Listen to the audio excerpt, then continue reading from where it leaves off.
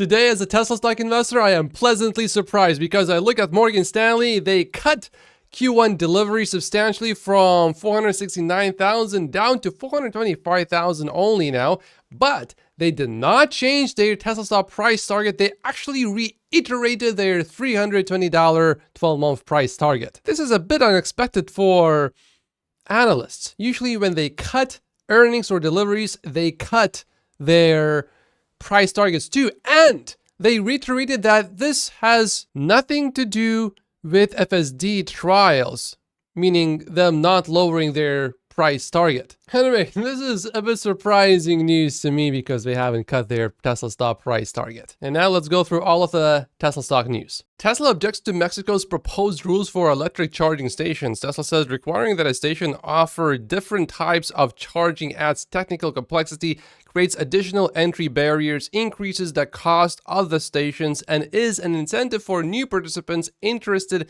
in offering vehicles in the country not to carry out the necessary development and investment in its production for regional integration, mainly affecting the consumer experience. I don't think Mexico wants to upset Tesla, so it would make sense to concede to Tesla here, because why would you want Tesla to delay its factory in Mexico even further? Make it easy for Tesla to come into the country. And if there is a company that knows a lot about charging, it is Tesla, so maybe listen to Tesla about charging. Also, Mexico is not a rich country compared to the US at least.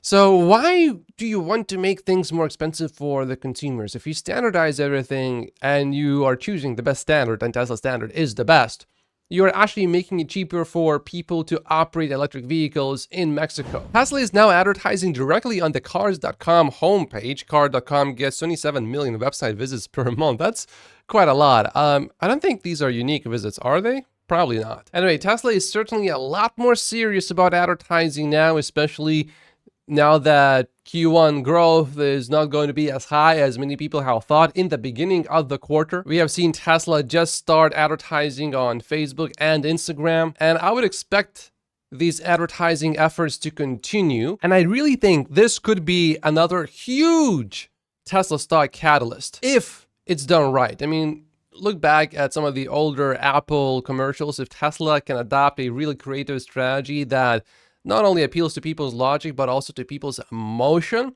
I think that's where a lot of opportunity would be. But in the long term, the most important thing for Tesla, I believe, is to keep cutting the cost so that you can sell the vehicles for a lower price, beat everyone on price. There is no real benefit to being the second cheapest option, but there's huge benefit to being the least expensive option, being the most affordable option for most people. But I was on a trip just now and I asked some people about Teslas. I was in the US, and yeah, many people don't really know much about Teslas, those people that don't follow Tesla actively. So there's certainly a big catalyst waiting to happen if Tesla executes advertising right. I don't mind that catalyst being delayed because I'm still buying more Tesla stock. So if it happens later on, I'm fine with it. And the biggest catalyst that I see in the medium term or the next generation vehicle, of course, and FSD, possibly it could be that as well. Yesterday, Tesla stock was up mostly because of FSD, I believe.